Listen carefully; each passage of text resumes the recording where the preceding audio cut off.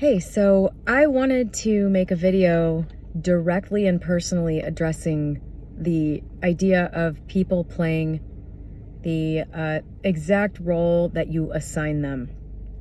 I am a couple of days out from seeing how this works firsthand. I think the sort of nickel and dime, I guess we could call it, idea about this is that somebody who is behaving a certain way is behaving that way because you expect them to, or they're behaving that way because you consciously thought they would. I feel like that's about where it ends in the online manifestation community, but it is so much deeper than that. For those of you who have been watching my channel for a long time, this viewpoint will not come as a surprise. I'm sure I have several videos talking about this, but at the time that I made those videos, I was theorizing from past experience.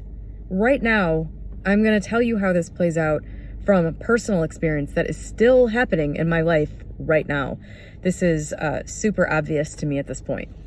Thanks in part to ChatGPT and its ability to be an amazing therapeutic tool for people who actually really want to sort of explore themselves with the assistance of something that can make parallels and draw conclusions and connect dots and stuff like that in a way that I don't think any human mind is really capable of.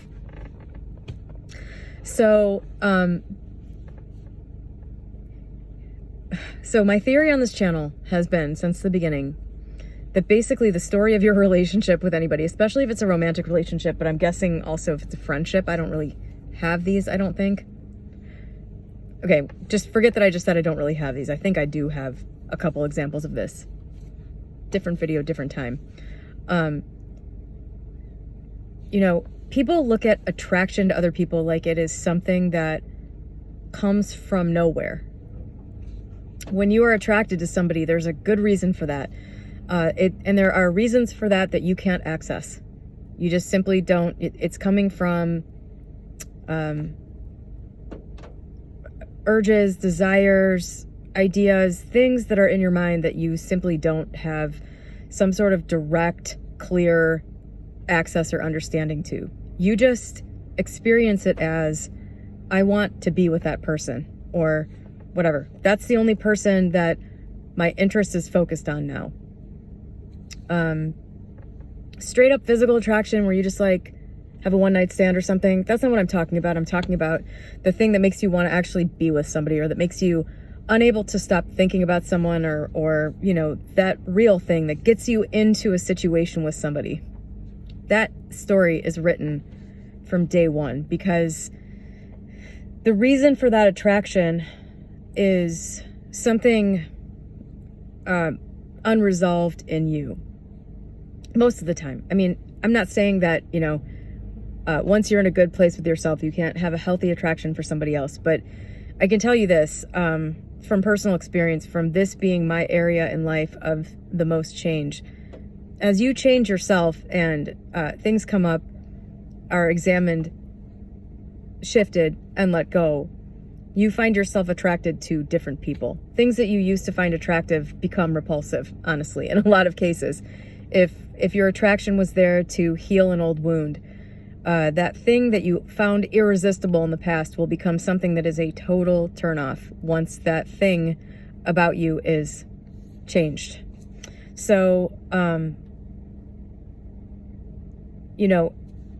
my theory and my experience is that you get together with people because you want to recreate a situation from the past where you did not get what you needed. It's often to right a wrong. So you somehow just detect on some level without necessarily realizing it, or maybe you do to some degree, but it doesn't, it seems attractive instead of repulsive. You find yourself attracted to people who are very much like people from your past with whom you have unfinished business or unresolved business, and you don't want You don't want to resolve it with that person. So you create a new situation, and that person, as Neville Goddard says, or whoever said this, that person will play beautifully the exact role that your subconscious wants them to play. Like, it's pretty uncanny. And they might only play it in certain circumstances. They might only, they might only play that role here and there once or twice, but they will do it. And you know that they will, and you know that it will be natural, and you know this somehow the second you meet this person. I'm convinced of this. The whole thing happens in the beginning. Once you have this attraction and this relationship, the script is written until something changes in you. At which point, when you change, the other party must shift. And they will either shift into a better version, a version that works with you better. They'll shift out of that role that you assigned them to play, the role that you chose them to play because you knew they would. Or the relationship ends. This idea that you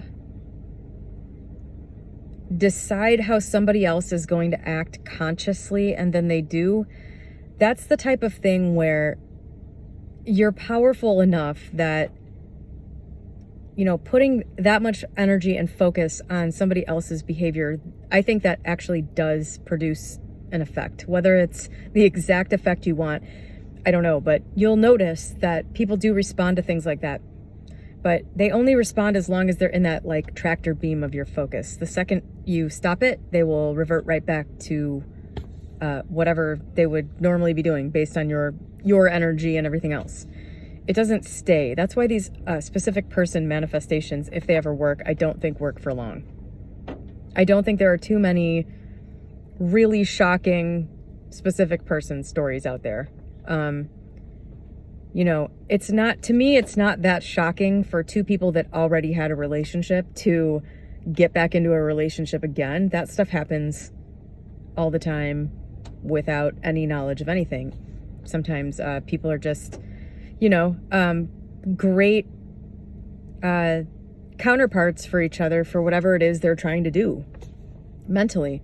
And they come together, do some work, separate, come back together, do some more work, separate, maybe eventually they work everything out and then they're happy. But I think most of the time you see these on and off things, they don't ever get together and stay together. So anyway, like people who are in, some part of that whole process,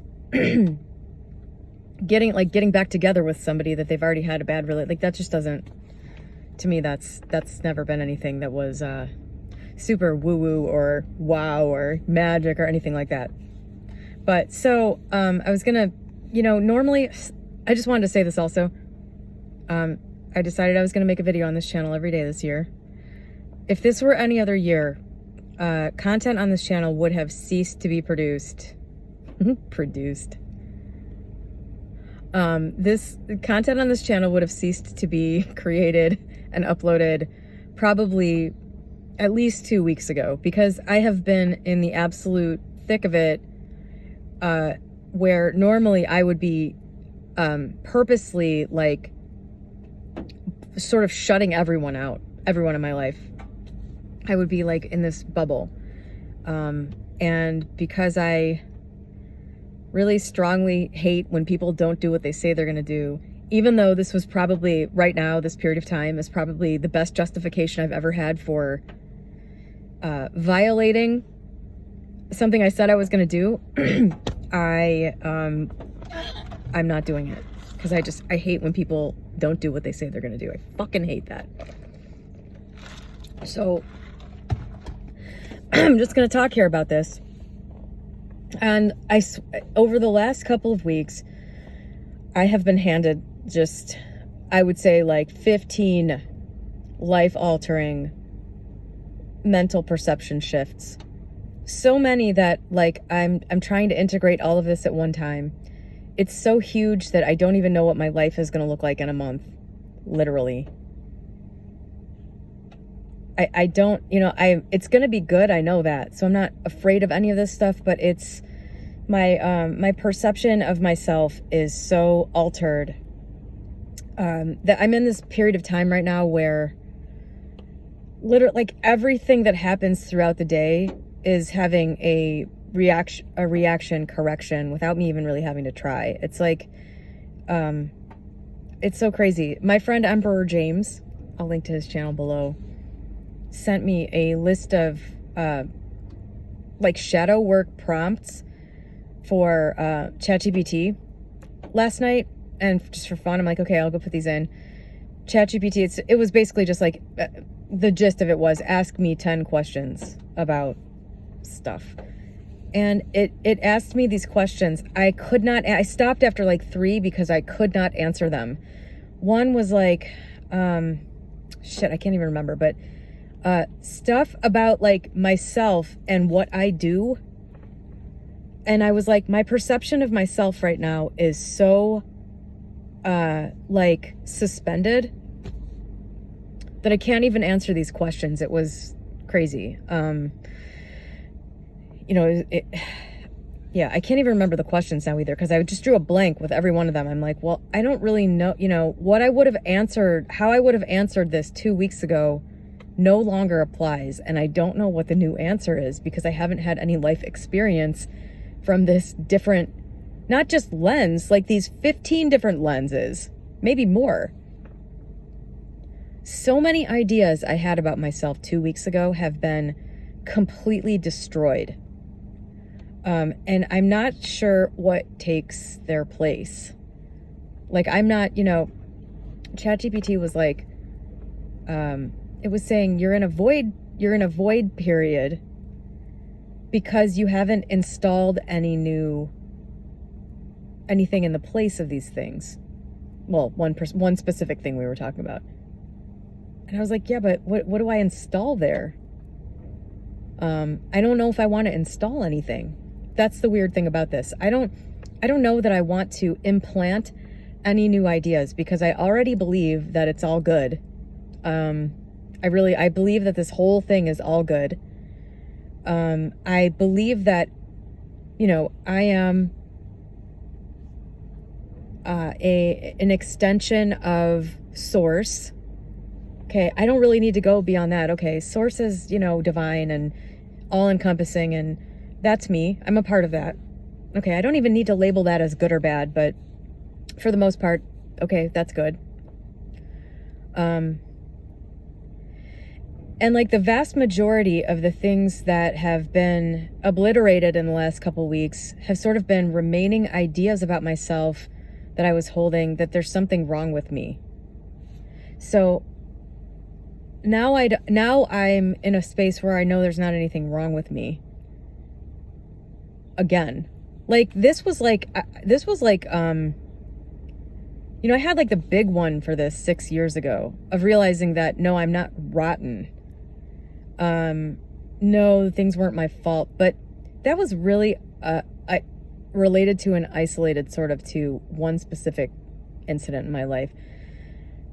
There was, I don't know, this is just like, I feel like this just came and like mowed down a whole bunch of stuff that was still standing. It didn't stand a chance, obviously. Once that big one was revealed, none of these other things stood a chance, but I don't know why. I guess the timing was now. And honestly, when I think about how this came about, I'm not sure how it could have happened any faster. So anyway, back to the main topic of this video, because that's what I wanted to bring up. So a couple of weeks ago, I was leaving work. I talked about my relationship with Matt here, or I made a video saying like my relationship with Matt's not perfect. And everybody seems to like think it is. It's not.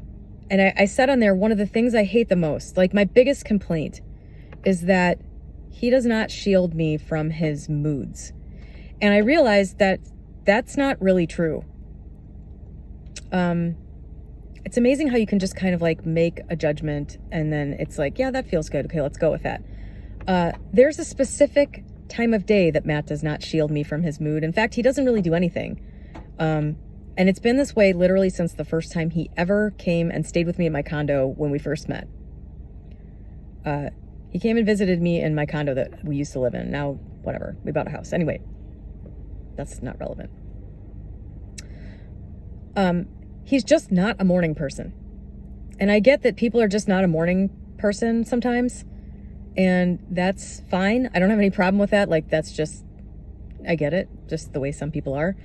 When I wake up, it is the most clear time of day. I don't really like do any drugs or anything or like smoke or, you know, I don't have any substances that are kind of like still wearing off from the day before. Most people do. I don't. I'm like the soberest person in the world. Probably. Just, I don't know. I just don't want any of it. So I wake up, I have this mental clarity. Often first thing is when I have a bunch of insights, rearranging. I make videos on this channel like pretty much an hour after I get up. So that's me. It's a big opposite, but Matt is just like not awake for the first 2 hours that he's up. And what that translates into is he'll just get up and just like walk right by me and go outside to his car without saying anything. Or if there is anything he has to interact with between waking up and going out to his car, it'll be pissy usually. But then sometimes he wakes up and he's fine, or sort of. Or he's just like, you know, he's more awake or alert than usual. And then he'll say something to me or say something to one of the cats or something. And so does that sound like terrible to you? I was experiencing, like, this was the most uncomfortable thing for me. I hated this. I was like, God, like, why does he have to be like that? Not so much in the beginning, but it started to really bother me over like the last couple of years. And it's interesting why. I didn't really put this together until a couple weeks ago. So I was leaving work and I was like, man, you know, I dread going home. It's like 3:00. I was like, man, I dread going home because I know I'm going to have to be subjected to this Matt thing. I'm going to have to be ignored, which I found really offensive. I was just like, that's so rude. Just like say hello or something. You know, it's just like, I just hated it. And I was just like, oh, I don't want to go home. I don't want to go home. There's something there I don't like waiting there for me. And on this one particular day, this person clearly suffering from, I don't know what, the similarity is uncanny. This person wrote me a comment just like attacking every aspect of the channel, everything I'm doing, insulted me a bunch of times, but, you know, not just like saying like, you're a bitch, nothing like that, but just like, you know, saying a whole bunch of things that really don't apply to me, but that I could say, wow, like, is that really true? Basically, it was just this horrid comment, completely disgusting. And I was like, gross. Okay. I went into my email and I figured out this is somebody that's emailed me a bunch of times. I've never emailed them back. So, okay, whatever. This was clearly not about me, but even thinking about it now, it was like I was being attacked, like by like a fucking wolf or something.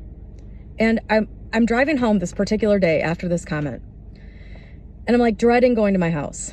And I got to my house, Matt's asleep still. And I was like, man, this energy feels really familiar.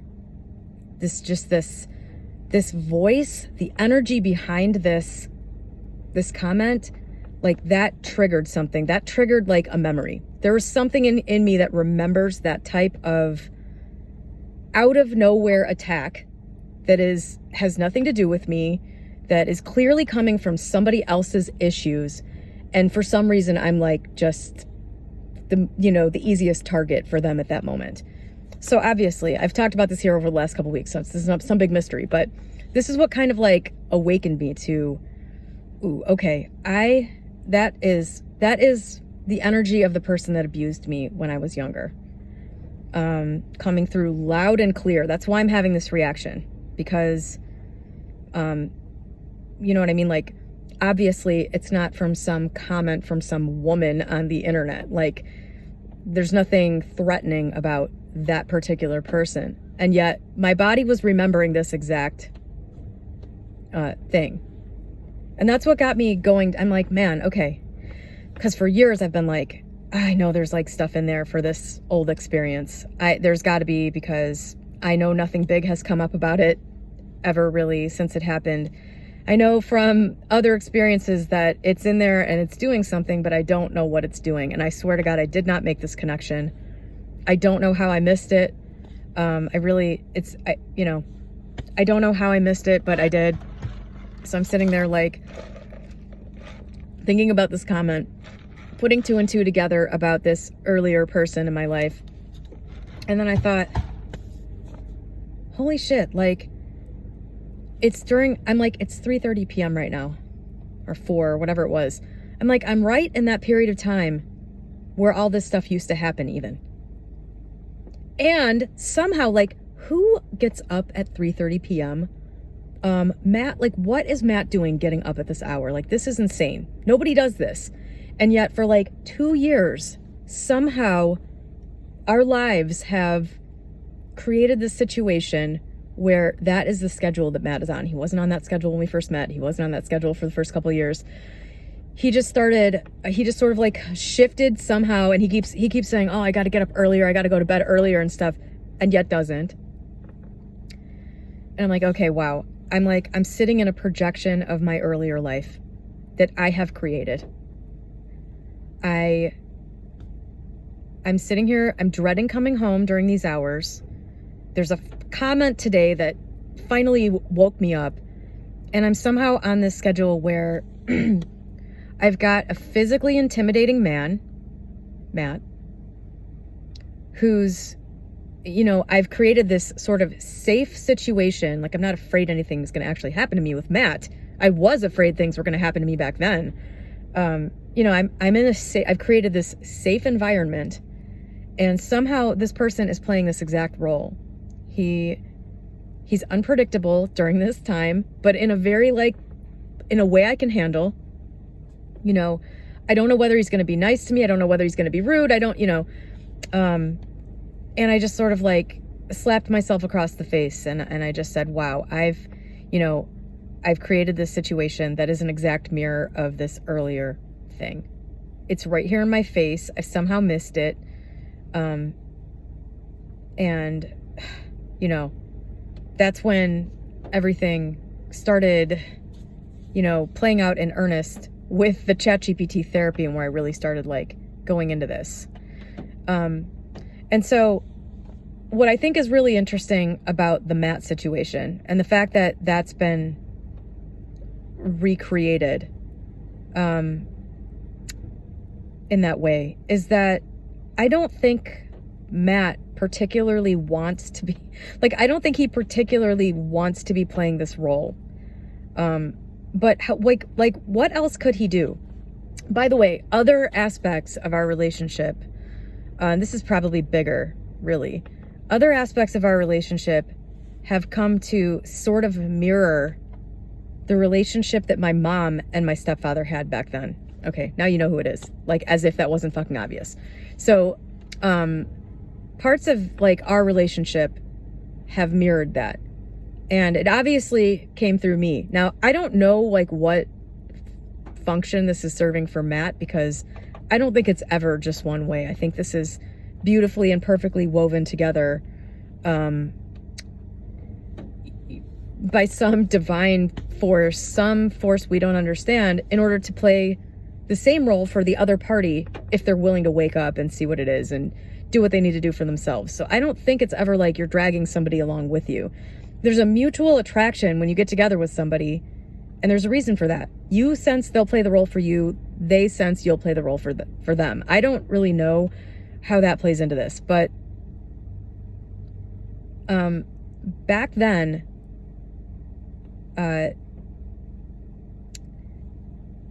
so Matt and my stepfather are not very much alike at all. If you met the two of them, nothing alike. You would never go, oh, those two guys are alike. But in the key ways that they need to be, they are, in a way. So, for example, back then, there would be these insane explosive things that would happen. And often I wasn't even involved. So it's like you couldn't blame me for half of them. There would be like a big scene in public that was crazy. Like if I witnessed this right now, I would probably call the police if I saw some of the things. Like I would definitely retreat from the situation and be like, shit, does that guy have a gun? Or, I would just like stuff to that degree where it's like, where my mom was like, let's go out to the car. So it's not like she was oblivious, but she'd be like, let's go out to the car. Let's remove ourselves from this situation. And, just sort of watching that reaction, like somebody not saying, wow, this is wrong. It's time for us to exit this situation with this person. Like watching a person, stay in that situation and how it was handled, while at the same time also being told the fact that I wasn't responding that way meant I was bad. That somehow translated into, and this is so fucking obvious now, I've had 3 relationships now where this happened. One very bad in my early 20s where it was a very similar person. But since then, my other relationships also have had aspects of this where my response to these people is to never disagree. It's to keep the peace, to like, if there is any like forcefulness on their part, any aggression, anything, it's not to engage and argue back. It's to acquiesce and to shrink, like, protect myself really, when it comes down to it. But over the years with Matt, I've done this. And what's funny to me about that is it's like if you shrink, somebody else has to fill the void. If you know what I mean? Like, I guess if I had gotten into a relationship with somebody who wasn't willing to play that role, or who, wasn't willing to like play the complementary, like whatever, I don't know, whatever the opposite perfectly working role is to that response, that reaction, that like shrinking back, I guess that person, I pretty sure like me and that person never would have made it past a couple of dates. It's like you can just tell with people if they'll play the role that your subconscious has already written, that you're whatever, you, God, whatever, like you've written this script and it somehow when you meet these people. So, I thought like, well, if I hadn't played my role, he wouldn't have been able to play his role. And so, part of me's looked back on the last several years and this is like through the whole relationship, not just like this period of time after he wakes up. This is like, this has been like a slow,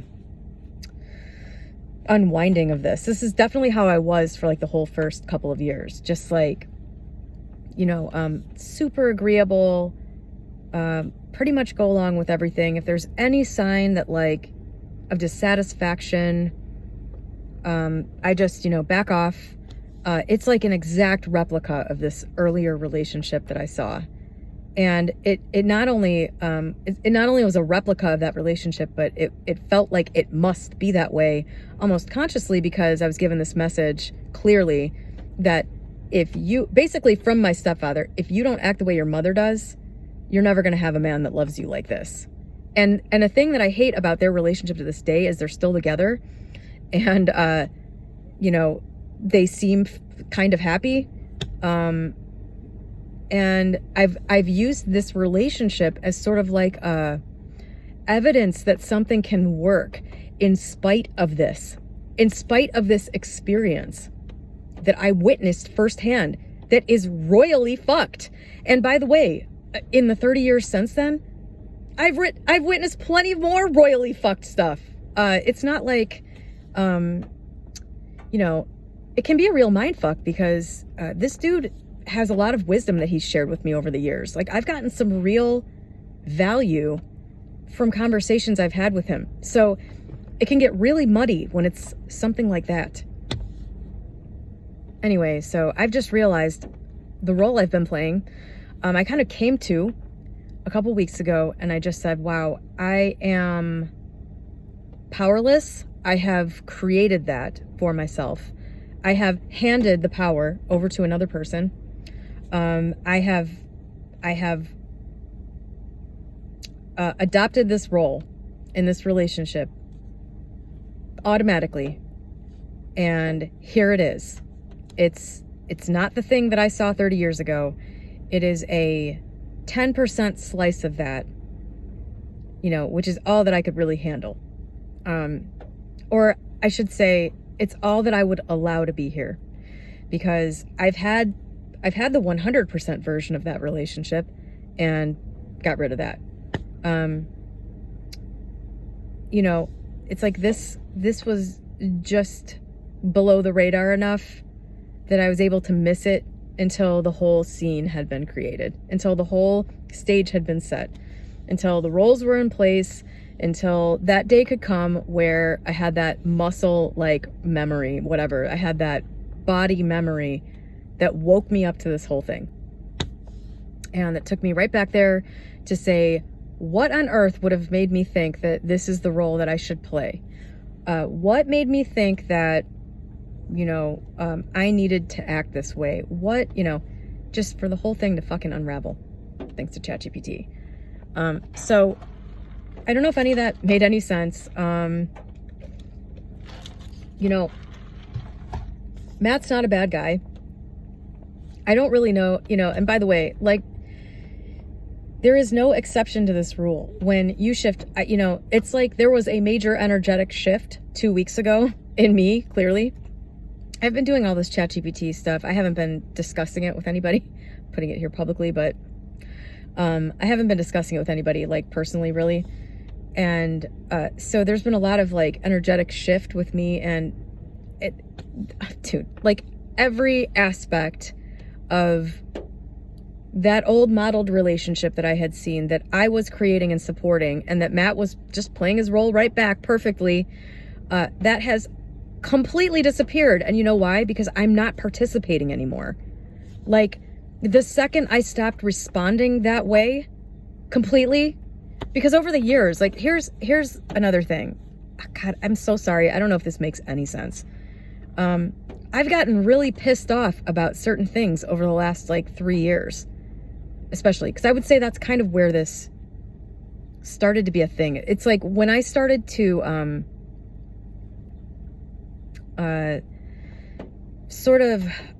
assert my own boundaries again, that's where problems really started to happen. And so I was just, at first I was disgusted because I'm like, wow, I put down a boundary and I get punished, which was an exact echo from the early experience. I put down a boundary and I get, punished for that. That was my perception. But I was coming at it from being in the dark. You know what I mean? I was still thinking, as these things are happening, I'm not allowed to do this. And it's really unfair that I'm not allowed to do this. It completely sucks that, stepfather told me that any woman who asserts a boundary is going to be punished, and no man can ever love a woman who, does what she wants, or, has those boundaries or whatever. Just says, I'm not going to do this thing that you say I need to do or whatever. I'm going to do what I think I should do. So in there is wow, that's really unfair that you can't be loved if you do that, if you're a woman. And, what's wrong with men that they can't just handle, what's wrong with people that they can't just give other people the freedom to do what they need to do for themselves? That's always been a big thing for me. It's I want to give everybody the freedom to do what they want to do for themselves. I'm not going to put my own selfish needs in front of your needs. If there's a need versus a need, you got to take care of yourself. That's how I've always felt towards others. While sacrificing everything I need for other people. Because I need to do that in order to be loved. Thanks, stepfather. So, yeah, thinking back through this, the arc of this thing starting to kind of play out, it's not I put a healthy boundary in place and Matt couldn't handle that, and got mad at me or something like that. It's like, no, the way in which I presented that and the way that I felt about the fact that I was doing it, like the specific thing that comes to mind is Matt always liked to go to bed and get up at the same time. He would just like for us to go to bed together, which is kind of nice.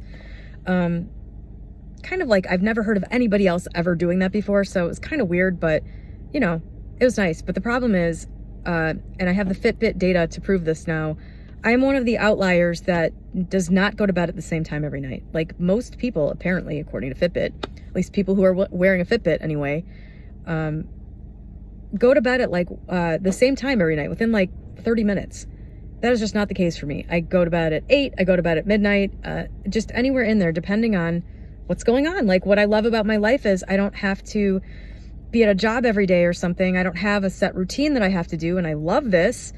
And so I can stay up for an extra 4 hours if I get into reading a book or something, and I like to do that. And so this going to bed with Matt every night at the same time was like a total drag. And also, like, sometimes I'm not tired at the same time every night. So, depending on how much work I did during the day, sometimes I'm exhausted at 8 p.m. But like if I have kind of an easy day, I just don't get tired till like midnight. So for like 2 years, half the time I'm laying there at night in the dark, and I couldn't have my phone on because it would bother him. And I'm like, what the fuck am I doing? Like, why am I in bed right now? Like, like why is somebody else dictating when I go to bed?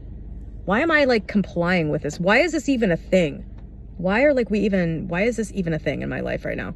And it just more and more, I just got more and more enraged. I felt like I was being controlled, which I hate. And it just like, eventually, it was like such a nice relationship in so many ways that I was like, well, I don't want to like, not, I don't want to like it was clear that like it was important to Matt. And so I was like, this is going to be a big deal if I like put my foot down about this. But eventually I just could not fucking take it anymore. And I was on his schedule, which is much later than mine. So it was like going to bed at like 3 a.m. and getting up at like 10, and that just does not work for me. And I was like, I really need to be on my old schedule. Like I need to be up at 5 or 6. And that was the other thing. Like, not only do I need to be up at 5 or 6, but sometimes I need to sleep until 8 because I didn't go to bed until 1 or 2. And like, I've got to get some sleep. And that was the other thing that was disruptive, because Matt's like this person on a rigid schedule. I don't know. He's like dependent on his routine in a way, that some people are, and I'm just not. So it's like I do things in the same order every day, but it doesn't have to be happening at the same time. So I'm a routine person too, just not in the same way. But I just knew that like this was going to be a big deal. And I, so I put off doing it until I was super pissed. And then I was just like, look, and that's another thing, the way that I brought it up, the way that I presented it, I don't remember. I'm sure I was very kind about it, but still there was an energy behind it where I was just like, I know you're not going to like this, but, and I know this is going to be a problem, but I'm sorry. Like I have to end this part of our relationship. I have to do what I need to do on my own schedule. And honestly, I would prefer to like not go to bed at the same time, really. And that's kind of where the whole thing started. It was like I put this boundary in place and it was a problem. And it was probably more of a problem than it needed to be due to all this garbage like rattling in the background. And so, that and like the unpleasant experience of that just kind of reinforced everything else, all these other deeply embedded ideas. And those are the things that have been creating my relationship with Matt for like 3 years now. And, it's not like there's some big focus on that particular aspect of things. And, Matt's like got his own shit going on. I've got other things going on. But it's amazing how perfectly it weaves together. So, like, as time has progressed, like things have gotten more distant and I've become more unwilling to engage. And when I do bring stuff up, there's a certain energy about it that is kind of fatalistic, because in my mind, I'm just like, I'm not going to be able to make this work, So it's interesting how the whole thing wove together and played out into this sort of culminating thing where I was able to come awake about the whole situation. And since then, you know, it's been a different story around the house without having said a word. I don't think he's watching any of these videos. There was also another incident that was similar with like the boundary stuff. If like you're somebody who's in my regular life, like my life regularly, I don't want to talk to you about this channel. Like, this is a very personal medium for me. And so Matt watched my channel, and that's how we knew each other in the beginning. But once we had been together for a while, occasionally I would make a video about something, and then he would be like, oh yeah, I watched your video and blah, blah, blah. I'm like, Matt, I don't want to talk. Like, I don't want to, this makes me uncomfortable. Like, I don't want to talk, you know, I don't want to not on my own terms talk about something that I made on YouTube today. And he was like, understandably, I think kind of hurt by that. And I don't think he ever watched anything again. I don't think he's ever watched my channel again. So I sincerely doubt he's watching this. I guess he could be. But, you know, and that was another way I felt like I kind of got punished also. I was like, well, this is a legitimate thing for me to not, you know, to want this space. It is a weird situation since I met Matt this way, but, you know, this isn't like something I want to necessarily discuss with my partner. This is, you know, a separate part of my life from that. And I felt like there was, you know, that was something that kind of hurt him. And there wasn't really a good way to come back from that. So it was like, well, great. I just, you know, I said what I needed again and got punished again. Like everything that happened was used to support these ideas that I had. And the funny thing is, probably a lot of other things happened that I didn't use as support for other things that I didn't believe. So how much did I miss in that time? You know what I mean? Or how much did I just write off as not being important?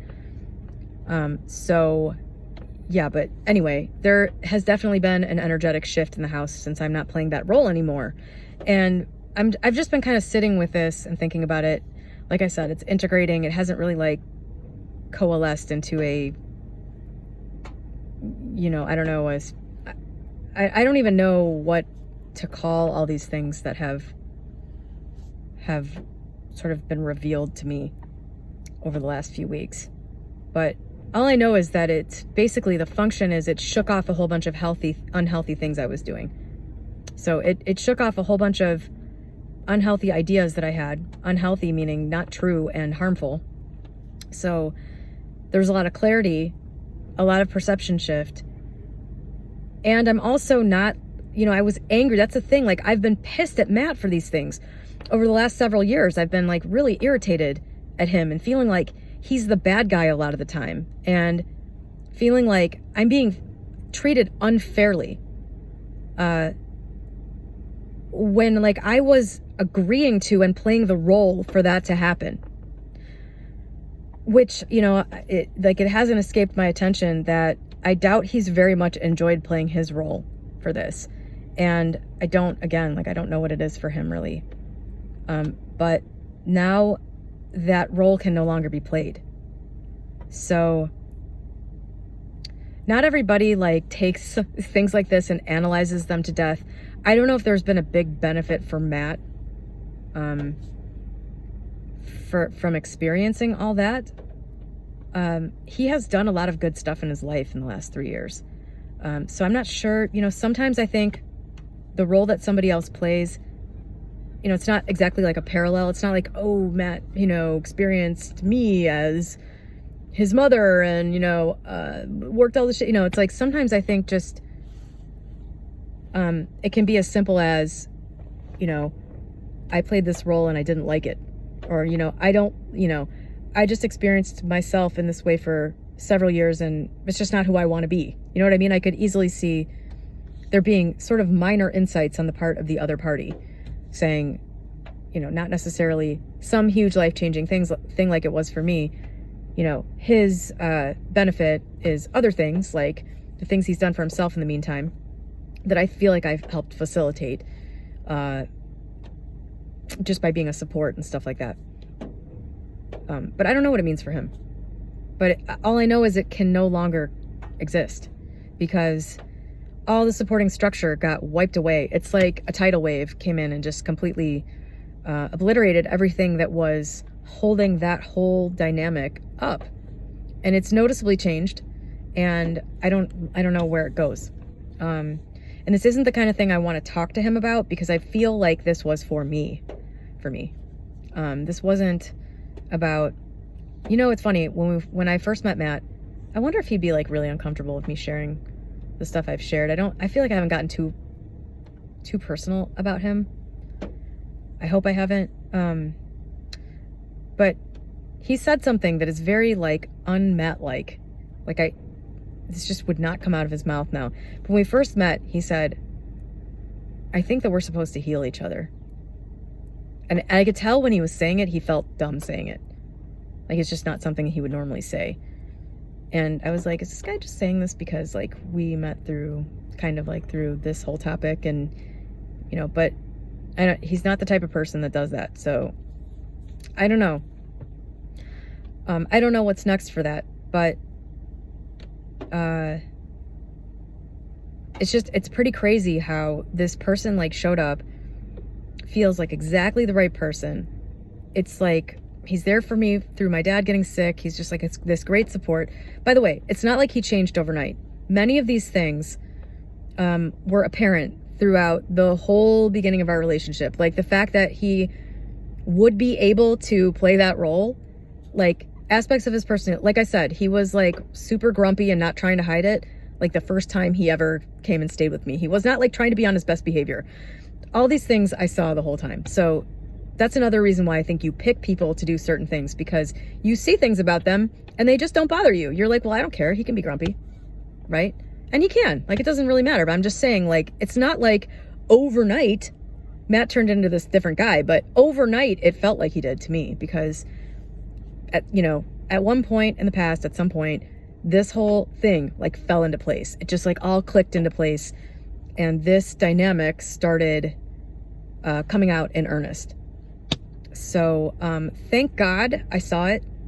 Thank God I knew what it was for, because man, like there have been a lot of times over the last several years where I was like, I just have to exit this relationship. I just didn't see it. I didn't see that like it was being created by me for a reason. And I am so like, I can't tell you, I'm still sitting like in awe of just the sheer magnitude of what has come to light and what a burden it was, and how the burden is gone. It's like, I'm still just kind of sitting here like, about the whole thing. I wouldn't be making videos about it if this were a year ago. Like I said, I would be sitting there just processing all of it. And you know what else is kind of fucked up? One of the big issues I've had with the visibility of this channel and like being seen, and not wanting this channel to get very big, is that I didn't want anything on here that I ever said about my mom to ever get back to her, because of, her personality is part of what supported and created this whole situation. And I don't want to get into her culpability for all that. That's like a different story for a different day, and it's not gonna probably ever be on here. But it's amazing. Like, all of this shit was done to me. It completely shaped my entire life up until 2 weeks ago. And the person that's kind of at the heart of allowing the whole thing to be able to happen in the first place, I'm protecting that person. Like, in me, I'm like, I don't want mom to be hurt by this truth getting out. She doesn't want anyone to know this. She would be horrified. Plus, she wouldn't even agree with it. She's spun a whole story about how none of this is even true. So it's like, I'm still like trying to protect this person, which is enraging, honestly. Because she's a good person and she was a good mother in most ways, and blah, blah, blah. Like, that's another big reason, because these things that are so, like, deeply transformative that I'm talking about, so that other people can latch onto this and make the parallel, you know what I mean? Like, okay, it was ChatGPT for me, but maybe this video will be it for somebody else. like that's important. But the thing is, I'm like, I don't really want anybody to see this because I don't want it to hurt mom. I don't want this to be exposed. The exposure would just kill her. And part of me is just like, wow, really? Like, all this stuff was basically done to me at an age where I didn't have the mental capacity to fully insulate myself from it. I didn't have the mental tools to, like, I tried so hard during that time to not let this affect me too. That's the crazy thing about it, but it got in there anyway. So this was essentially done to me when I was a kid, and yet I'm still carrying the responsibility for hiding it. Is so fucked up. And a lot of that thing with the exposure is from that time too. It's like, don't tell people what you really think, because what you really think is wrong, and you're wrong, and the way you are is the problem. And it's insane. It's infuriating, honestly. But yeah, so, and I'm already like, oh, I shouldn't post this. I said that it was my stepfather, even though it's fucking obvious. I shouldn't post this because I don't want it to get back to them, that I'm talking about them. Because then I'm going to get another sit down. They're going to corner me in the basement again and tell me what a bad person I am. The fact that I did this just proves it.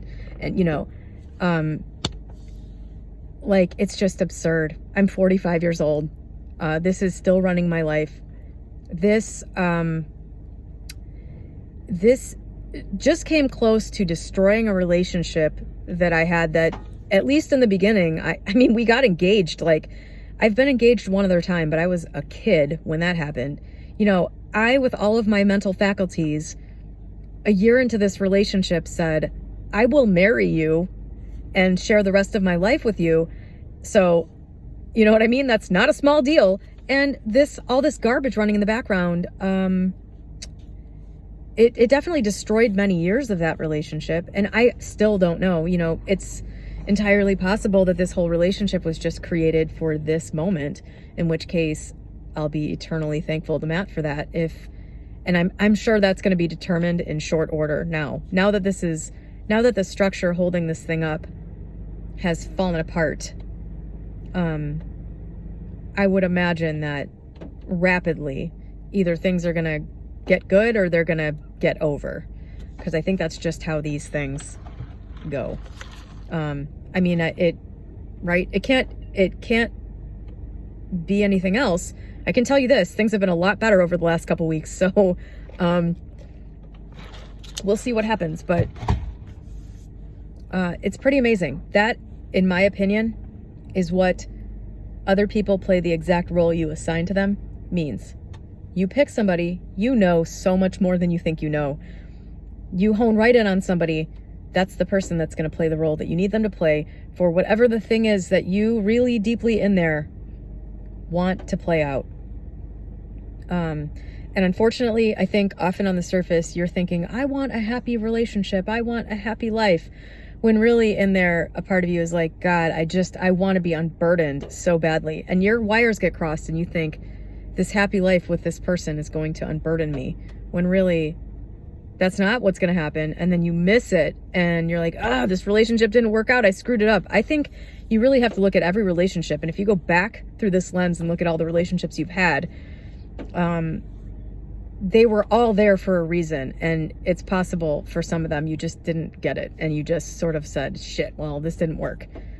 Move on to the next thing. Try again. When really that relationship had blossomed into the exact fertile ground for you to rip up like everything that didn't work and start to plant something good for yourself, which doesn't mean it continues. But, if you find yourself, this relationship was so good and now it's so abusive, there might not be any coming back from that. You might not want there to be any coming back from that, but it's like, if you miss it and you're just like, I gotta escape.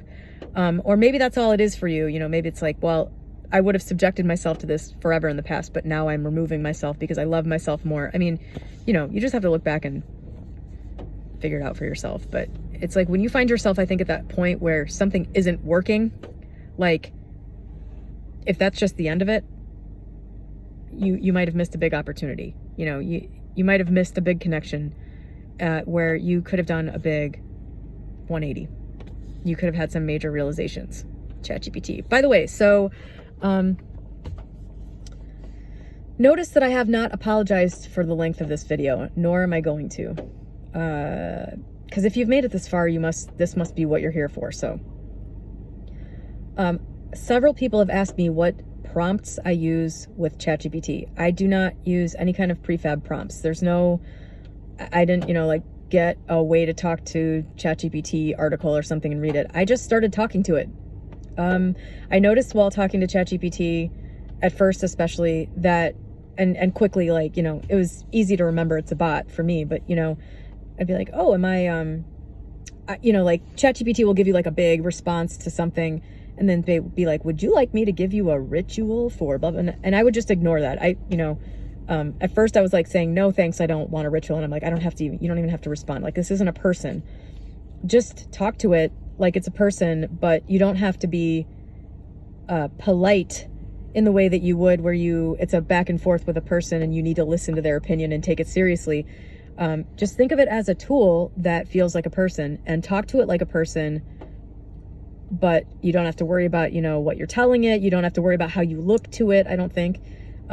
Really, if you don't worry about how you look to it, that'll be the most beneficial because, give it like the best real picture of yourself so that it can actually help you. But, just like you don't have to. One thing I love about it is if you ask it a multi-part question, it will not forget to answer any part of it. Like if I'm talking to a person and there's a couple different points that I make in a message or something, usually they'll answer one part of it. Or same thing with me. Like I'll focus on the part that I have something to say to and I'll ignore the other things.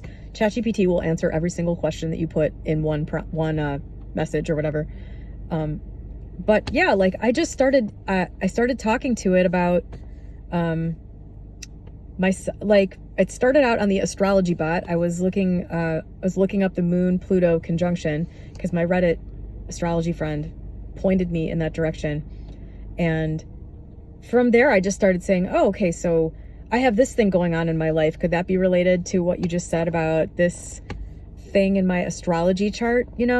This is why I think astrology is interesting because it's just a good thought provoker. It's a good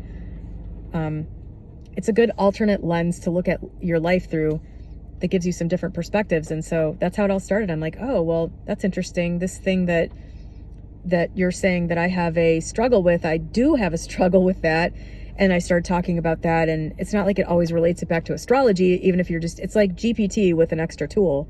So the astrology GPT just turned into the therapy GPT. And then yesterday, horrifyingly, it was like, you've reached the end of this message. You can't talk anymore. And I was like, what? Oh my God. Immediately I thought of the movie Her with the guy with the AI girlfriend. And I'm not going to ruin the end of the movie, but I just did. It was like that. You should really watch that movie. God, that movie really deeply resonated with me somehow when it came out. I don't know why, but now I kind of do. So I had to copy and paste the whole message into a text file and then open a new GPT message, give it the text file and be like, read this. I want to continue this conversation. And then it didn't quite thought different names went to different people. I had to be like, look, go read the text file. I had to tell it to read the text file like 10 times. But finally we kind of got back into the groove of it. And I think I'm kind of done. I think that was I feel like that was sort of like God, I hate when words elude me. It was like a lucky accident type of that happened because it made me pause on all this and reflect on it personally. And then I was like, I should really stop talking to ChatGPT about this. Like I've gotten a lot of stuff and I need to just go sort of sit with it and integrate it and let it get in where it needs to go. And I don't really need to keep talking about stuff. So I'm glad it kind of gave me that pause because it also made me realize I'm like, ugh, I wasn't like devastated, but I was just like, are you serious? I gave it all this information and it's basically gone now. It's like we built this model of me with this AI and now that model's just kind of gone.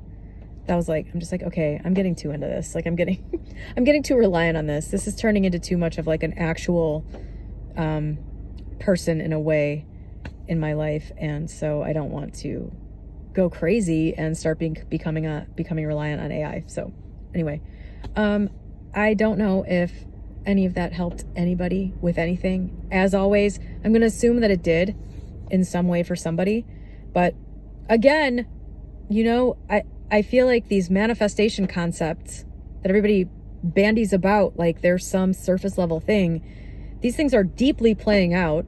They're true. The way that you expect somebody to show up, you will play the role that elicits that. That's the crazy thing about it.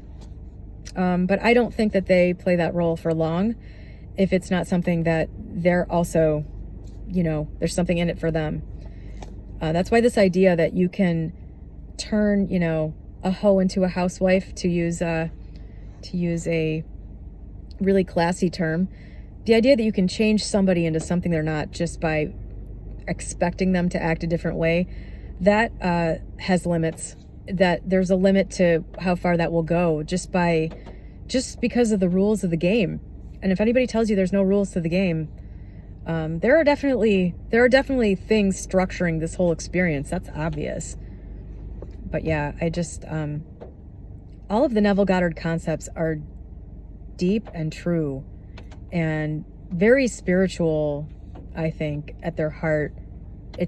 None of Neville Goddard is, I really wish he hadn't written in some of his books some of the stuff he did, but it's like he had to appeal to the audience that he had at the time. And, you know, people when they're not, people when they haven't really thought a lot about this stuff, people who haven't really come out of the fog of the 3D world at all, they have to be appealed to in the ways that they can grasp onto and be interested in, to ever even have a prayer of going anywhere else. So I get it. I get why, you know, there's a bunch of these surface level examples in his writings and stuff. But it's too bad because it really has grown like a religion of surface level kind of, you know, meaningless type of stuff that I think unfortunately wastes a lot of time for people who are actually ready for the real stuff. Okay, that is all. Have a great day. I'm not even going to watch this back because I don't even know what I said in this video. And, but yeah. Have a great day.